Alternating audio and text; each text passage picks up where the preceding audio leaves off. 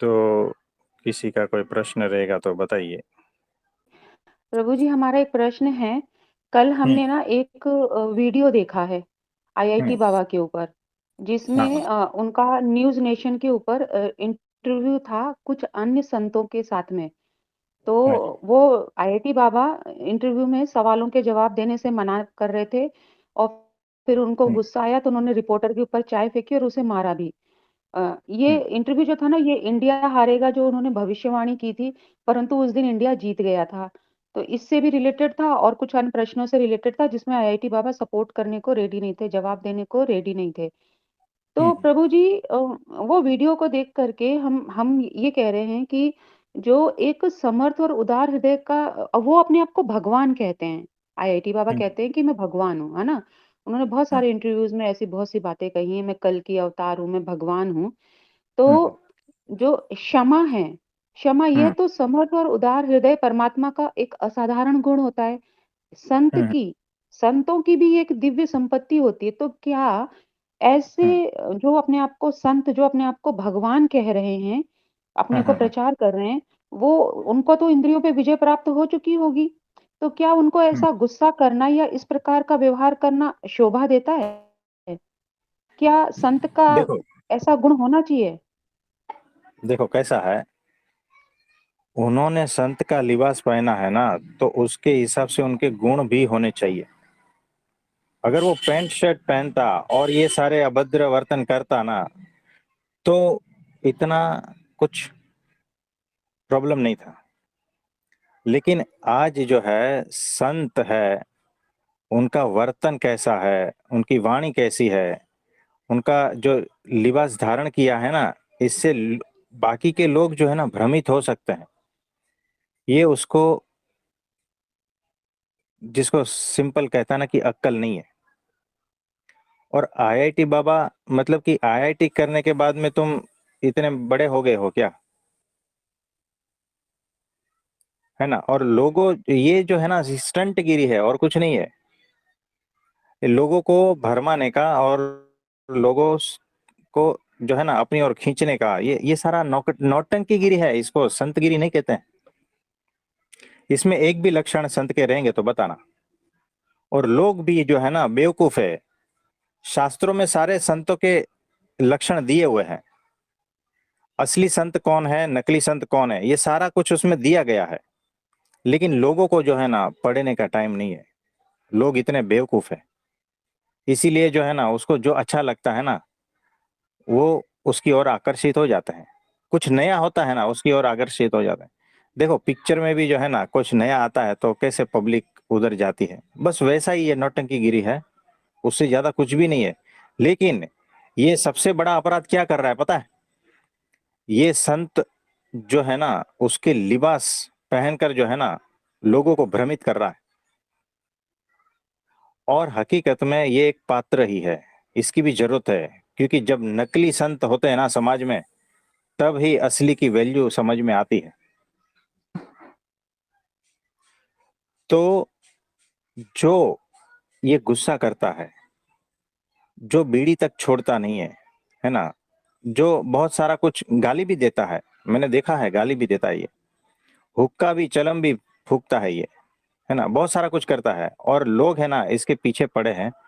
लोग कह रहे हैं कि ये एनलाइटन है, कल्कि का अवतार है, ये है वो है, और बहुत सारा कुछ इंटेलिजेंट है।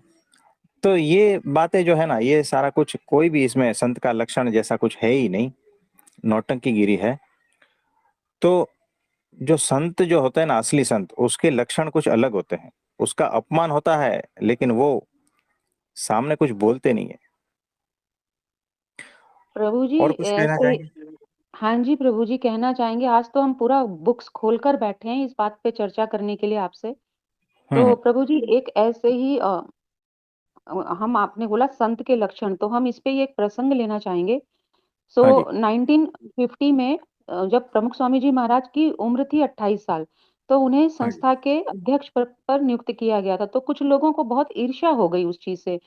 तो हम्म। हम्म। उसमें से एक ने, जो जिन्हें ईर्ष्या हुई थी, उनमें से एक ने 1954 में स्वामी श्री को विष देने का प्रयास किया था। किंतु षड्यंत्र की जानकारी हो जाने के कारण स्वामी श्री की रक्षा हुई। संस्था के अध्यक्ष पद पर विराजमान रहते स्वामी श्री अगर चाहते तो उस आदमी को संस्था से निकाल भी सकते थे, परंतु स्वामी श्री ने उस आदमी को क्षमा करा और जीवन भर उस आदमी का साथ निभाया।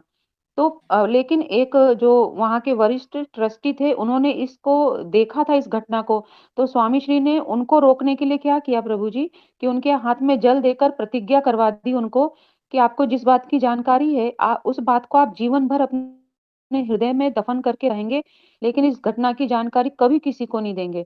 इतना ही नहीं प्रभु जी, जो उन्होंने स्वामी को जहर देने का प्रयास किया था, उनको स्वामी ने मंदिर में ही रखा, संस्था में ही रखा और एक दिन 1983 में उनकी मृत्यु हो गई, वो जिन्होंने जहर दिया था स्वामी को। और स्वामी श्री तब तक अपने संतों के द्वारा उनकी पूरी देखभाल करवाते रहे। तो 1989 में जिनको स्वामी ने जल देकर प्रतिज्ञा करवाई थी ट्रस्टी को, तो उन ट्रस्टी के मुंह से एक बार संत शिविर में ये बात निकल गई मुंह से। तो सभी संत हैरान सुनकर, लेकिन स्वामी श्री इस बात को भी नहीं सहन कर पाए। उनकी आंखों से ना अश्रुधारा बहने लगी और उन्होंने जिन्होंने जिस स्वामी ने ये बात कही थी, संत स्वामी ने उनको कहा कि उन बातों को भूल जाओ, आज ऐसी बातें करने से क्या फायदा। उन्होंने संस्था की सेवा करी थी, उसी बात को स्मरण करते रहो। इससे बढ़कर क्षमा का श्रेष्ठ उदाहरण और क्या हो सकता है प्रभु जी, कि जिसने जहर दिया उसकी पूरा जीवन सेवा करी, उसका ख्याल रखा और उनकी मृत्यु के पश्चात भी संतों को वो कह रहे हैं कि उनके अच्छे गुणों को ध्यान रखो कि उन्होंने या संस्था की सेवा करी है, ना कि उनके द्वारा हुई एक गलती को ध्यान रखो। ये है संत का लक्षण। आप क्या कहना चाहेंगे? हाँ जी, तो देखो ये ऐसा ही है कि मुझे सिंपल बात बताओ ना, कोई आपके पीछे षड्यंत्र करके आपको जहर देने की कोशिश करता है, आपको पता चलता है और उसके साक्षी भी है लोग, फिर आप क्या करते हो? इस मामले को तो बड़ा ही कर रहे होगे ना। लेकिन स्वामी श्री ने ऐसा नहीं किया। देखो संत के लक्षण बताता हूं और हम किस तरह से बिहेव करते हैं ये बताता हूं, कि अगर हम होते तो ये मामला पूरा जो है ना पुलिस में जाता और वो आदमी को बहुत बड़ा गुनेगार साबित करके या तो जेल कराते हैं या बहुत बड़ी बदनामी होती है ना। ये सामान्य व्यक्तियों के लक्षण है। संत कैसे करते हैं कि उस व्यक्ति को क्षमा कर दिया, जो साक्षी थे उनके हाथ में पानी लेवा के कसम दिलवा दी कि इस बात को यहां रफा दफा करना है, जीवन पर्यंत किसी को कुछ बोलना नहीं है। यानी मामला जो है हमारे बीच ही है, यानी जो दुश्मन है मेरा जान का, उसे मैंने क्षमा किया है और इसकी खबर वाले को भी मैंने चुप रखा है, और जिसने मेरे जान का लेने का कोशिश किया है, जो मेरा दुश्मन है, उसको मैं जीवन भर अपने साथ रखूंगा, उसकी देखभाल देखभाल करूंगा। आप समझ पा रहे हो? ये छोटी बात नहीं है, ये होता है संत का लक्षण। और वहां पर क्या हुआ?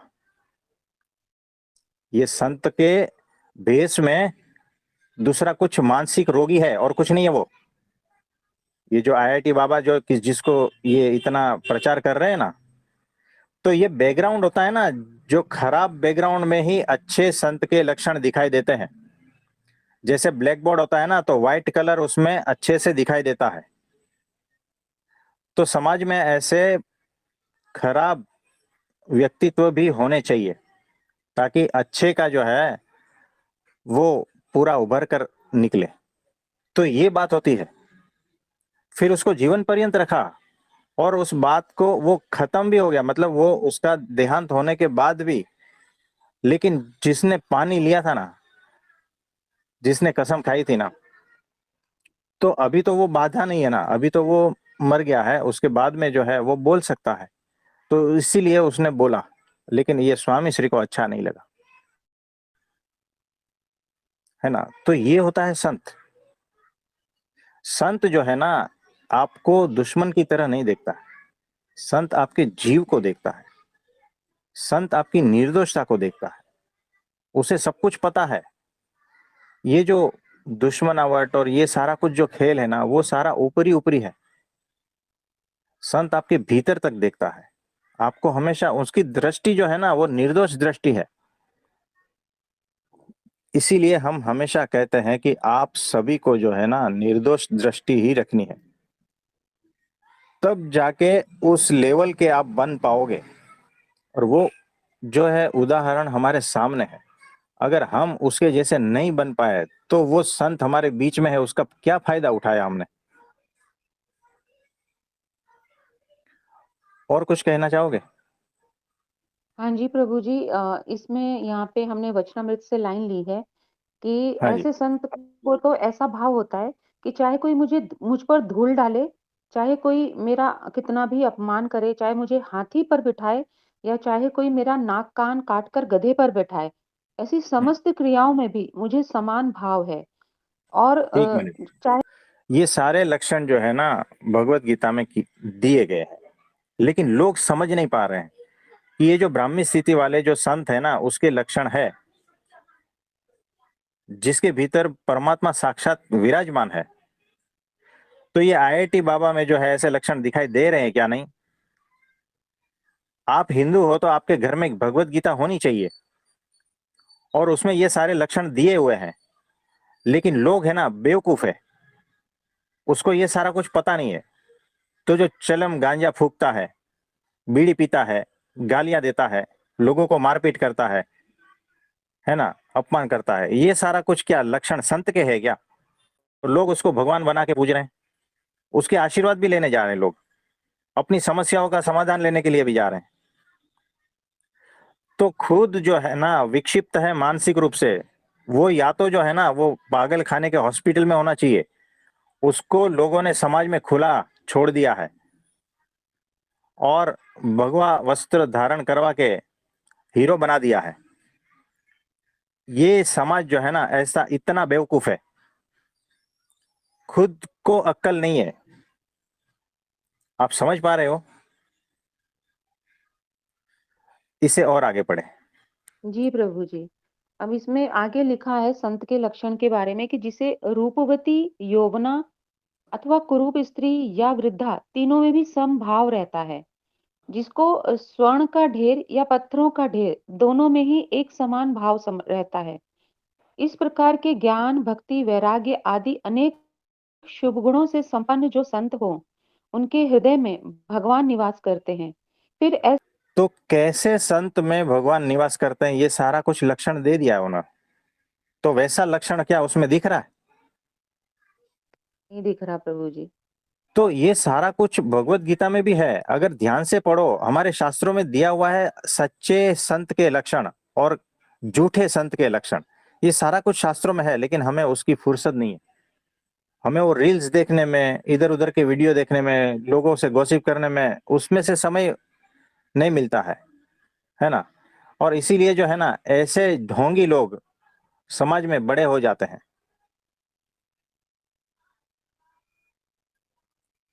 इसे और आगे पढ़े। जी प्रभु जी, फिर ऐसा भक्त भगवान के प्रताप से, ऐसा संत भगवान के प्रताप से अनंत प्रकार के ऐश्वर्यों को प्राप्त करता है और असंख्य जीवों का उद्धार करता है, तथा ऐसा सामर्थ्य रखने पर भी वह अन्य जीवों द्वारा किए गए मान एवं अपमान को सहन करता है। यानी ऐसे जो संत है, जो सच्चे संत है, जिसके भीतर परमात्मा साक्षात विराजमान है, ये ब्राह्मी स्थिति वाले एकांतिक सत्पुरुष की बात कर रहा हूं, जो अक्षर ब्रह्म सत्पुरुष है, उसके भीतर परब्रह्म साक्षात निवास करते हैं। और उनकी वजह से जो है ना, उनका कितना सामर्थ्य हो जाता है, वो सामर्थ्य आप फिर से पढ़े। जी प्रभु जी की ज्ञान, भक्ति, वैराग्य आदि अनेक शुभ गुणों से संपन्न जो संत हो, उसके हृदय में भगवान स्वयं निवास करते हैं। फिर ऐसा भक्त भगवान के प्रताप से अनंत ऐश्वर्यों को प्राप्त करता है और हम्म। असंख्य जीवों का उद्धार करता है। ऐसा सामर्थ्य रखने पर भी वह अन्य जीवों द्वारा किए गए मान एवं अपमान को सहन करता है। ऐसी सहनशीलता भी एक प्रकार का सामर्थ्य ही है, क्योंकि समर्थ होते हुए भी क्षमा करना किसी से संभव नहीं हो सकता। सामर्थ्य है, यानी अनंत जीवों के कल्याण के वास्ते, और उसकी एक विचार से जो है ना बहुत कुछ हो सकता है,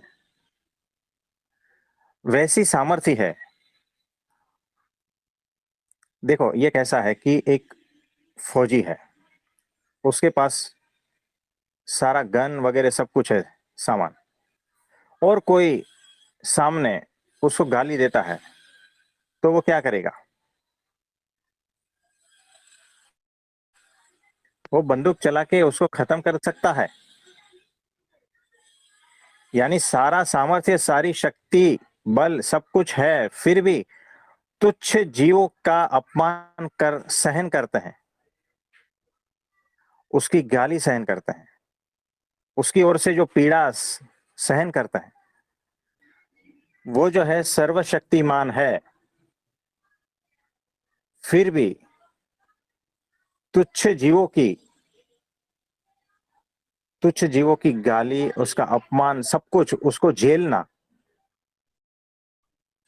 और उसे माफ कर देना, यह सबसे बड़ी सामर्थ्य है।